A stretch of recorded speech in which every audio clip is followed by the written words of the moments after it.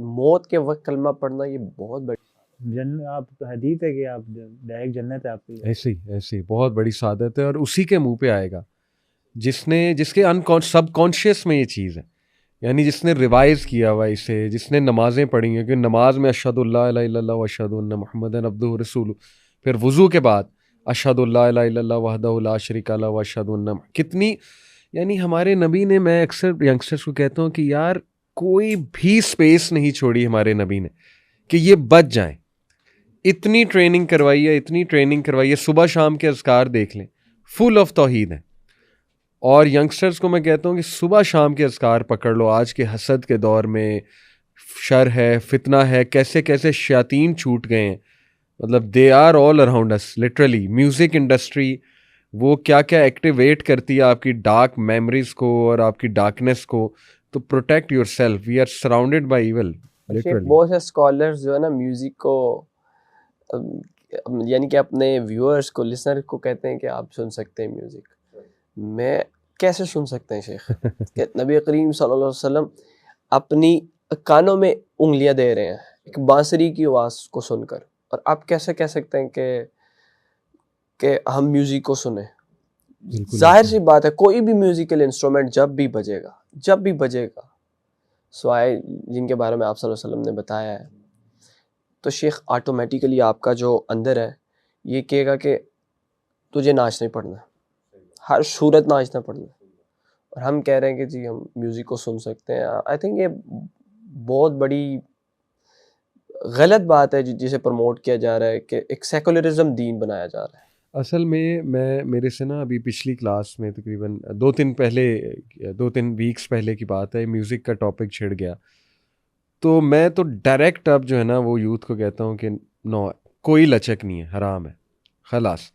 फिर मुझसे किसी ने कहा कि यार अली भाई आप बहुत ज़्यादा ही, मतलब थोड़ा सा यानी हाथ होला रखें, यूथ को आहिस्ता बताएं, एकदम ना बताएं इस तरह से। मैंने कहा पहले मैं इसी तरह करता था, लेकिन वल्लाह अल्लाह जानते हैं कि मैंने इस पे पढ़ इतना लिया ना इस टॉपिक पे, मुझे रियलिटी इतनी पता लग चुकी है कि मैं इनको ज़ीरो लचक देता हूँ। उसकी वजह है कि देखें मैंने इसको हर एंगल से, मैंने इसको साइकोलॉजी के एंगल से देखा कि ये कौन सा पाथवे एक्टिव करता है म्यूज़िक, और ये जो टेक्नो है, ठीक है ना, एक तो ये वो ड्रग्स वाला ही पाथवे, एडिक्शन वाला पाथवे एक्टिवेट करता है, प्लेजर वाला।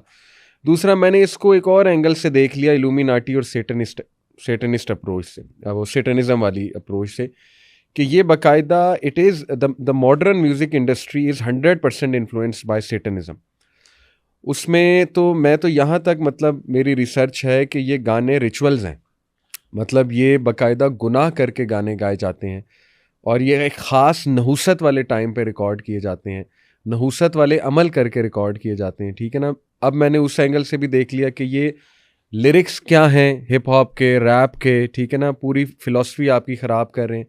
फिर तीसरा एंगल ऑफ कोर्स अहदीस वाला तो है ही, जो आपने बयान किया कि वो जो नबी में कानों में उंगली दे ली, फिर क्लियर कट अहदीस हैं, कुरान की वर्सेस हैं। तो मैं उन्हें यही कहता हूँ कि देखो भाई, मैंने तो फिर चौथा एंगल वो गुनाह वाला एंगल, कि यानी आप वैसे भी अगर विटनेस करें तो आप देखेंगे कि music is a huge source to drive you to since.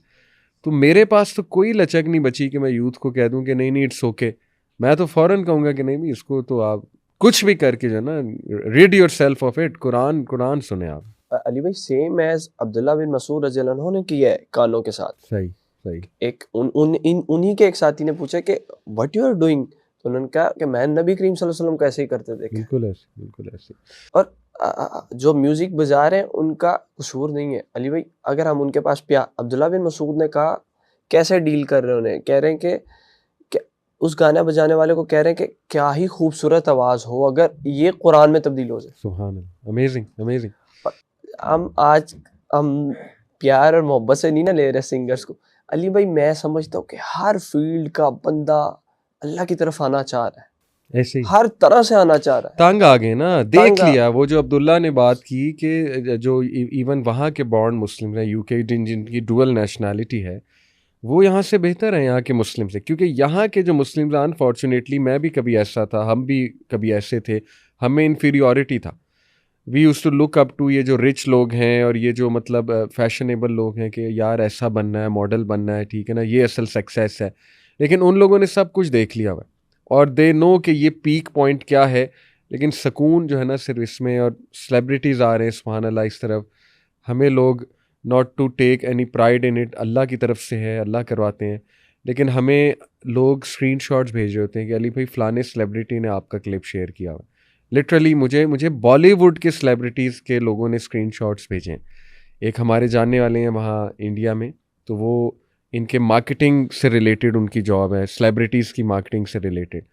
उन्होंने मुझे स्क्रीनशॉट्स भेजे कि अली भाई ये देखिए फ़लाने सेलिब्रिटी ने आपका क्लिप शेयर किया हुआ है, एक जनरल सा क्लिप सकून के ऊपर और अल्लाह ताला की कोई बात हो रही है उसके ऊपर। तो आई वाज शॉक्ड कि यार अच्छा इस लेवल पे अल्लाह ताला पहुंचा रहा है। इट मींस कि एवरीवन वांट्स, जो आपने बात की ना अली भाई, इसी में मुझे भी एक एग्जांपल याद आ गया। Sure, sure. हमारे पाकिस्तान नेशनल टीम के प्लेयर ओटिस खान, सो वो मैंने उनसे मतलब मेरी बहुत अच्छी सलाम दुआ है, बहुत मेरे मतलब हम सब बहुत क्लोज हैं नेशनल टीम में, भाइयों की तरह। तो हम लोग इसी तरह नमाज़ पढ़ते थे, तो वो हमें देखता था कि यार ये लोग नमाज़ पढ़ते हैं। वो पूछता था मेरे से इस्लाम क्या है नॉन मुस्लिम था, इज नॉट मुस्लिम। वो मतलब रिलीजन को वो कहता है कि माय पेरेंट्स ने मुझे कोई दीन नहीं सिखाया, लाइक सही you can say he is an atheist. Atheist, okay, तो हमने नमाज पढ़ी वो, लेकिन इस्लाम में उसको इंटरेस्ट था। सही।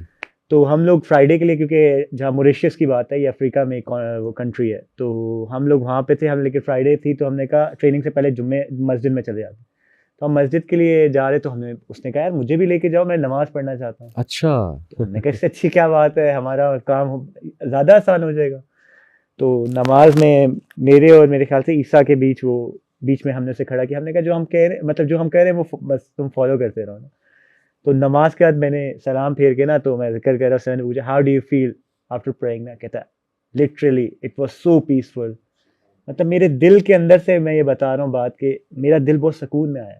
सो I want to learn more about. सही, तो अमेजिंग। मेरे से वो हमेशा कोई भी मैं सब हदीस शेयर करता हूँ, सबसे पहला लव रिएक्ट उसका आता है, सबसे पहले लाइक स्टोरी उसकी होती है, कोई भी इस्लामिक पोस्ट हो। तो अल्लाह उनको हदायत दे, अल्लाह उसको हदायत दे। देखिए हमारा काम है प्यार से, हिकमत से। ये हमारी नौजवान नस्ल में बहुत टैलेंट है। हमारा ये नहीं है कि इनको बुरा फील कराएं। देखिए हम भी इंसान हैं, हमारे भी गुनाह हैं, अल्लाह ताला ने हमारे ऐबों पे पर्दा डाला हुआ है, लेकिन हमारी कोशिश यही है कि टू इंस्पायर देम कि if we can do it, इंशाल्लाह हम भी आपकी तरह के इंसान हैं। हमारी भी लाइफ में बहुत अप्स एंड डाउन्स हैं थे। We have seen all these things, but you can try, इंशाल्लाह ताला आप ट्राई करो।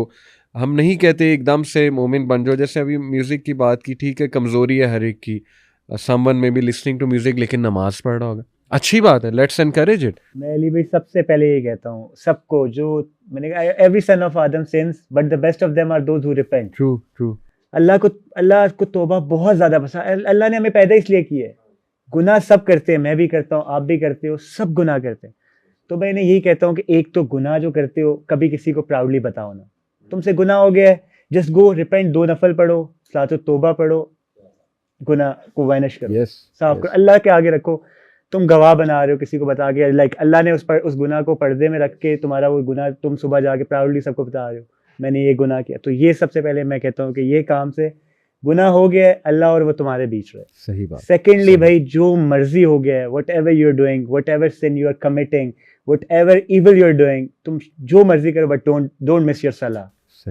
सही। तुम नमाज छोड़ दोगे तो पीछे कुछ भी नहीं रहेगा, फिर तो है ही कुछ नहीं, कुछ बचा ही नहीं है। देखो तुम 2 गुनाह कर रहे हो, एक वो गुनाह और एक नमाज छोड़ने का गुनाह। और नमाज छोड़ना मेरे कत्ल करने से बड़ा गुनाह है। नमाज छोड़ना शराब पीने से ज्यादा बड़ा गुनाह है। लोग शराब पीने को बहुत गुनाह समझते हैं, बहुत बड़ा गुनाह, लेकिन नमाज का छोड़ देना उससे बड़ा गुनाह।